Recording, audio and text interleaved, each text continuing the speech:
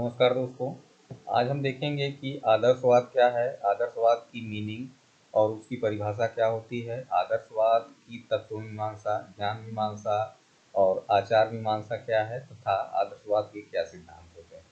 तो सर्वप्रथम जब हम आदर्शवाद की बात करते हैं तो आदर्शवाद का प्रतिपादन प्लेटो साहब ने किया था। उनका कहना था कि जो है आदर्शवाद का मूल है विचार। हाँ, विचार से ही जो है आदर्शवाद का जन्म हुआ। हाँ, तो आदर्शवाद का मुख्य विषय विचार माना जाता है, न कि आदर्श। हाँ, आदर्शवाद की उत्पत्ति जो है विचारवादी सिद्धांत से हुई है। हम जितना विचार करते हैं वो आदर्शवाद की श्रेणी में आता है। आदर्शवाद के विचार को जो है प्रत्ययवाद भी कहा जाता है। इसको विचारवाद या प्रत्ययवाद के भी नाम से जाना जाता है। आदर्शवाद अंग्रेजी के आइडियलिज्म शब्द से बना है, जो दो शब्दों आइडियल और इज्म से मिलकर बना है। आइडिया का मतलब होता है विचार और इज्म का मतलब होता है वाद। तो इस प्रकार आदर्शवाद का या आइडियलिज्म का मतलब विचारवाद है। तो आइडिया और इज्म दोनों मिलकर आपके आदर्शवाद का निर्माण करते हैं। गुड कहते हैं कि आदर्शवाद वह विचारधारा है जिससे माना जाता है कि परलौकिक सार्वभौमिक तत्वों विचारों में वास्तविकता निहित है, और यही सत्य का सत्य ज्ञान की वस्तुएं हैं, जबकि ब्रह्म जो है ब्रह्म रूप मानव के विचारों तथा इंद्रिय अनुभवों में निहित होते हैं, जो विचारों की प्रतिछाया के अनुरूप समान होते हैं। तो गुड का कहना यही था कि जो वास्तविकता है वो वास्तव में विचारों में है और कहीं नहीं। रोजन का कहना है कि आदर्शवादियों का विश्वास है कि ब्रह्मांड की अपनी बुद्धि एवं इच्छा और सब भौतिक वस्तुओं को उनके पीछे विद्यमान मन द्वारा स्पष्ट किया जा सकता है। तो जो भी चीज़ें हैं ब्रह्मांड की, चाहे भौतिक हो चाहे अभौतिक, उन सभी चीज़ों के पीछे जो कारण विद्यमान है उसको मन या विचार के द्वारा ही स्पष्ट किया जा सकता है। हार्न कहते हैं कि आदर्शवादियों का सार है कि ब्रह्मांड बुद्धि एवं इच्छा की अभिव्यक्ति है। विश्व के स्थायी तत्व ही प्रकृति विश्व के अस्थायी तत्व की प्रकृति मानसिक है और भौतिक बुद्धि द्वारा इसकी व्याख्या की जा सकती है। हैंडरसन कहते हैं कि आदर्शवाद मनुष्य के आध्यात्मिक पक्ष पर बल देता है। इसका कारण यह है कि आध्यात्मिक मूल्य मनुष्य और जीवन सबके लिए जो है महत्वपूर्ण पहलू हैं। तो ये आदर्शवाद आपका आध्यात्मिक पक्ष पे, स्पिरिचुअल वैल्यूज पे ज़्यादा जो है ध्यान देता है, न कि जो है आपके जो व्यवहार है, जो वस्तु है उस पर। आदर्शवादी ये मानते हैं कि व्यक्ति और संसार दोनों बुद्धि की अभिव्यक्तियां हैं। वे कहते हैं कि भौतिक संसार की व्याख्या मन से ही की जा सकती है। तो जो मन में हम सोचते हैं उसी से जो है हम पूरे ब्रह्मांड की, संसार की व्याख्या कर सकते हैं। हाँ, अब देखिए आदर्शवाद की तत्व मीमांसा क्या होती है। तत्व मीमांसा का मतलब कि सृष्टि की उत्पत्ति, कॉस्मोगोनी, थियोलॉजी, ये सब चीज़ें हम लोगों ने पिछले लेक्चर में बात की थी कि कैसे जो है उसकी तत्व मीमांसा क्या होती है। तो सभी आदर्शवादियों की मान्यता है कि यह जगत भौतिक नहीं अपितु मानसिक या आध्यात्मिक होता है। तो ये जितनी भी चीज़ें हैं इस जगत की वो भौतिक नहीं है, मानसिक है, आध्यात्मिक है। ये आदर्शवादियों का कहना है। जगत विचारों की एक व्यवस्था है, तर्कणा का अग्रभाग है, प्रकृति मन की क्रिया का जो है एक रूप है। भौतिक सृष्टि का आधार मानसिक जगत है जो उससे समझता है तथा मूल्य प्रदान करता है। मानसिक जगत के अभाव में भौतिक जगत अर्थहीन हो जाएगा। आदर्शवाद के अनुसार ये जगत जो है उद्देश्यों से पूर्ण है। हाँ, तो ये जो है इसकी तत्व मीमांसा। अब इस तत्व मीमांसा के अंतर्गत कई चीजें आती हैं, कई लोगों के कई विचार हैं कि जैसे प्लेटो साहब क्या सोचते हैं, बर्कले क्या सोचते हैं, कांट क्या सोचते हैं मेटाफिजिक्स के संदर्भ में, ये सृष्टि के संदर्भ में, सब आदर्शवाद के अंतर्गत आता है। जैसे अब देखें तो प्लेटो ने जो आदर्शवाद का सिद्धांत दिया उसको मोरलिस्टिक आइडियलिज्म के अंतर्गत रखते हैं। तो प्लेटो साहब के अनुसार क्या है, नैतिक आदर्शवाद इसको कहा जाता है कि नैतिक आदर्शवाद का प्रतिपादन प्लेटो ने किया था। प्लेटो के दर्शन का केंद्र बिंदु विचार है। तो इनकी जो बात है वो विचारों की है। तो विचार जो हमको मिलते हैं वो मोरलिस्टिक या नैतिक आदर्शवाद की श्रेणी में आता है। प्लेटो ने विचारों को मूल तत्व माना और विचारों की नैतिक व्यवस्था को स्वीकार किया। प्लेटो का मानना है कि विचारों में एक ईश्वरीय व नैतिक व्यवस्था होती है जिसकी मदद से ईश्वर इस संपूर्ण संसार को निर्मित करता है। विचारों की नैतिक व्यवस्था में विश्वास करने की वजह से प्लेटो की इस विचारधारा को मोरलिस्टिक आइडियलिज्म कहा जाता है। तो ये प्लेटो का विचार था। अब जॉर्ज बर्कले जो है सब्जेक्टिव आइडियलिज्म की बात करते हैं, आत्मनिष्ठ आदर्शवाद की बात करते हैं। बर्कले साहब ने जो है इसका प्रतिपादन किया था। बर्कले के अनुसार वस्तु के अस्तित्व का ज्ञान मत मात्र जो है मन या आत्मा के कारण होता है, वस्तु का खुद में कोई अस्तित्व नहीं होता। बर्कले का मानना है कि विश्व एक मानसिक जगत है जहाँ पर विचारों का स्थान सर्वोच्च है। बर्कले की इस विचारधारा को आत्मनिष्ठ जो है आदर्शवाद कहा जाता है। अब कांट का जो है इंटेलेक्चुअल आइडियलिज्म है, बुद्धिवादी आदर्शवाद। ये क्या कहता है कि बुद्धि प्रकृति को नियमित करती है, बुद्धि प्रकृति को नियमित करके इसे हमारे ज्ञान का विषय बनाती है। हमारे व्यवहारिक ज्ञान में बुद्धि के कारण ही सार्वभौमिक निश्चय और अनिवार्यता आती है। कांट की इस विचारधारा को जो है आदर्शवादी बुद्धिवादी आदर्शवाद कहा गया। तो देखिए अलग अलग प्लेटो कहते हैं कि विचार में है, हाँ, बर्कले कहते हैं कि जो है आपका जो है व्यक्ति में है। कांट कहते हैं कि बुद्धि में है सारी की सारी चीजें, जो सृष्टि की रचना है या जो भी सृष्टि का ज्ञान है वो बुद्धि में है।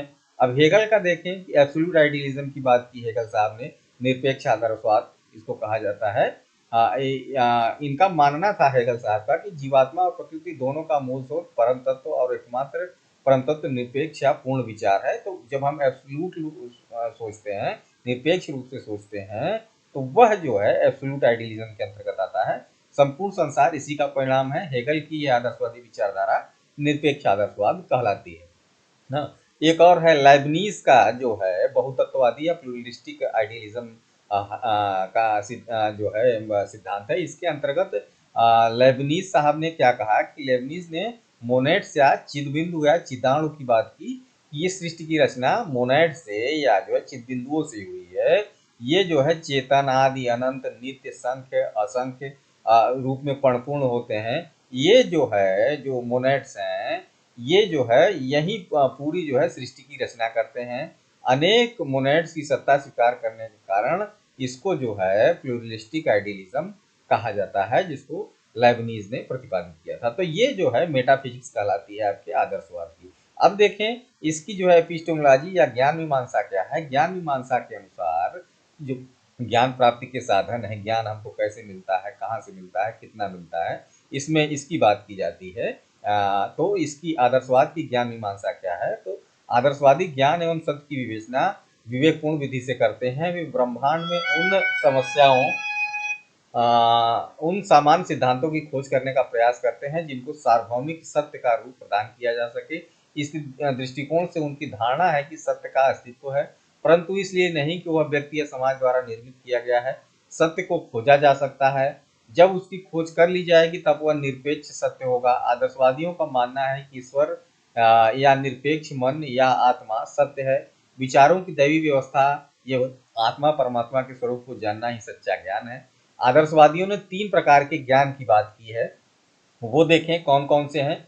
कि इंद्रिय जन्य ज्ञान जो हमको हमारे सेंसेस से मिलता है, उसको आदर्शवादियों ने क्या कहा कि यह सत्य है क्योंकि इंद्रियों द्वारा प्राप्त ज्ञान परिवर्तनशील होता है।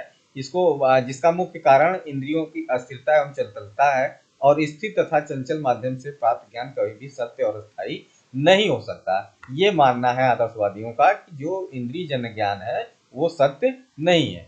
दूसरा है सम्मति ज्ञान या अनुमान जन्य ज्ञान, जिसको कॉन्शियसनेस या इन्फ्लुएंशियल नॉलेज कहा जाता है, जिसमें हम अनुमान लगाते हैं। अनुमान पर आधारित ज्ञान के कारण आदर्शवादियों ने इसे उच्च कोटि का नहीं माना, क्योंकि अनुमान सत्य हो सकता है और असत्य भी। हाँ, यह आंशिक रूप से सत्य भी हो सकता है और आंशिक रूप से असत्य भी।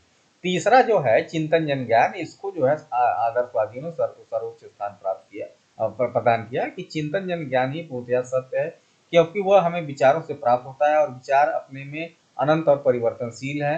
अतः यही सत्य है। इस सत्य की ज्ञान की प्राप्ति हेतु प्लेटो ने नैतिक जीवन पर बल दिया।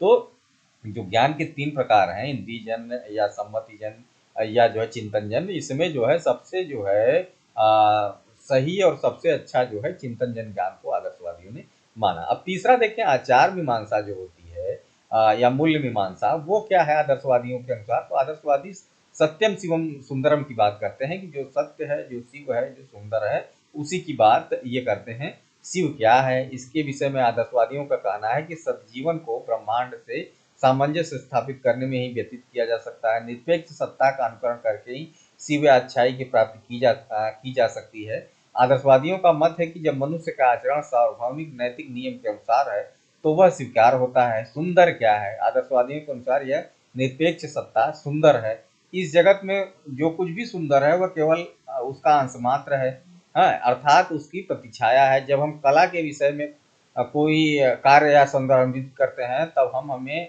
ऐसे इसलिए करते हैं क्योंकि वह निरपेक्ष सत्ता का सच्चा जो है प्रतिनिधि है। आदर्शवादी संगीत को सर्वोत्तम प्रकार की सौंदर्यात्मक रचना मानते हैं। तो ये आदर्शवादियों की आचार मीमांसा है, कैसे हमको व्यवहार करना चाहिए।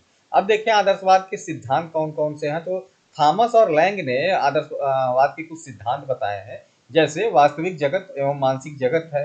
वास्तविक जगत मानसिक एवं आध्यात्मिक है। तो जो हमको वास्तविक जगत दिखाई पड़ रहा है वो मानसिक और आध्यात्मिक है। ये थॉमस और लैंग का कहना था आदर्शवाद के संदर्भ में। दूसरी सच्ची वास्तविकता आध्यात्मिकता है। तो स्पिरिचुअलिटी जो जो रियलिटी है, बाकी तो और कुछ रियल नहीं। फिर तीसरी बात है आदर्शवाद का मनुष्य में विश्वास है क्योंकि वह चिंतन तर्क एवं बुद्धि के विशेष गुण से परिपूर्ण होता है।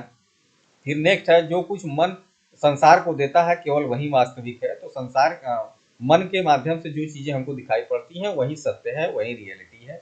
ज्ञान का सर्वोच्च रूप अंतर्दृष्टि है एवं आत्मा ज्ञान का सर्वोच्च जो है स्थान है।